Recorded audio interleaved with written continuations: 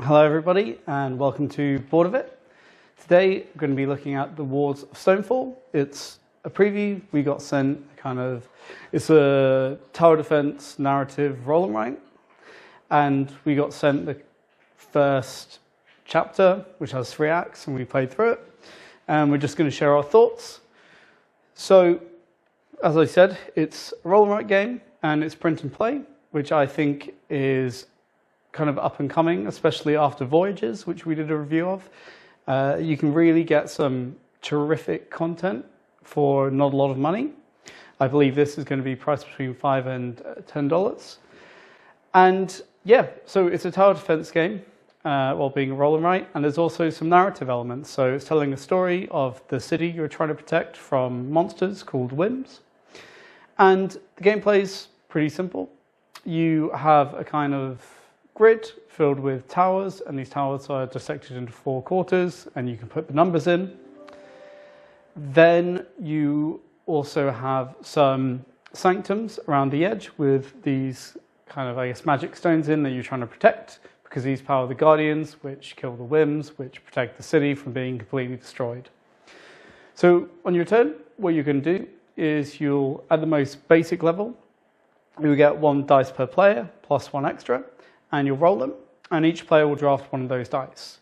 They'll write that into one of their towers, one of those quarters that I mentioned, and that becomes a guardian of that type, so a 5 guardian, for example. Whichever dice is left over will turn into a whim, and the type of whim will be equivalent to the number, so a level 3 whim. Then you will roll another dice, and this will show which kind of lane or road or sanctum the whim will attack. So if you roll 5, level 3 whim will attack the level 5 sanctum, or number 5 sanctum, and it will go down the road labeled 5. And either it gets there, in which case it damages your sanctum, or if there's a matching number, say a level 3 guardian, along that road it's going down, it gets killed. And so you kind of strategically using the numbers you draft to fill out this map to make sure that intersections between roads you're covered and you have a variety of numbers. And it actually, tower defense isn't something we're so big on, either in video games or board games, but it actually translates really well. And it was a really novel experience.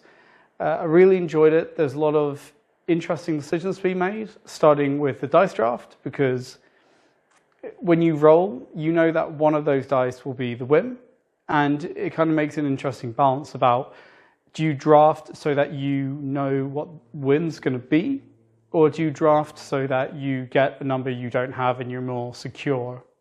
Or maybe a number that you're trying to get in terms of the story elements, because game does expand with each act you play, and more story elements are added. So you already have this interesting decision, and then again where to place these numbers. And as you go through, so after each round you're going to mark off something, and eventually there'll be story points where you'll read something and then something's going to happen and you're going to get maybe new mechanisms, or maybe there's more whims or so on. I won't spoil it, but it definitely keeps it a kind of ever-evolving game, which also is great for engagement because you always have new things to tackle. And really, there wasn't much that we didn't enjoy about it. In fact, our main criticisms, you could say, were all quality of life issues. So we have spoken to designers about this, and they actually, I think, agreed with a lot of them and are things they're looking at. But just to be brief, as it is now, the rules have you roll a whim.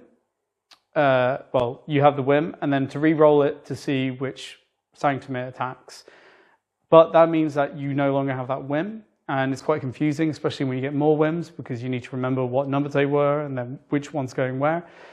And we actually ended up just drawing on a sheet of paper like a square box, put a whim there, and then rolling another die, draw a square box, label it sanctum, put it there, so we can see whim 5 is going to sanctum 2. And I think they just need to include something in that in the final product. But luckily, one of the great things about print and plays is that they're obviously always editable. There's always going to be more content. They can be updated. and it's kind of a living, breathing thing, which is quite cool. Some of the other things were just that Tally felt the campaign elements, sometimes it wasn't obvious what you were scoring for because things are introduced kind of in a narrative way. And she would have preferred having, you're going to score for these things and doing these things at the very beginning because it is a competitive game. Though I think it would also make a really good solo game.